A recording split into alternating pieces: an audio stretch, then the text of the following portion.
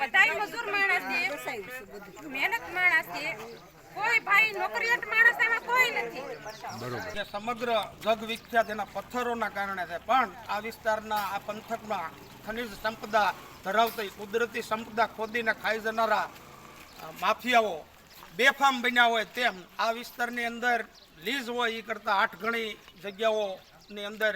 ખોદકામ કર્યું નથી. લોકોએ ક્યારેય ગામમાં વિઝિટ કરેલી નથી અને કોઈ એવા પગલાં નથી લીધેલા અથવા તો એ લોકોને ક્યારેય નોટિસ નથી આપેલી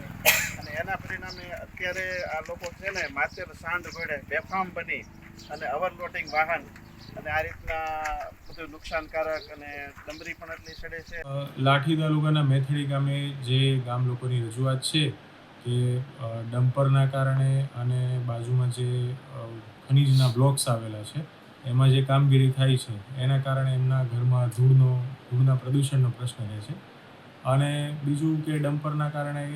ત્યાં આગળ જે મકાનો છે એને ધ્રુજારીનો પ્રશ્ન ઊભો થાય છે. તો આ બે બાબતે અગાઉ પણ જે રજૂઆત આવેલી હતી એના અનુસંધાને ભૂસ્તર શાસ્ત્રી સાથે પણ અમે સંકલનમાં છીએ અને ભૂસ્તર શાસ્ત્રીને પણ આ બાબતે ખાસ વાત કરેલી છે કે જે કામગીરી થાય છે ખનીજની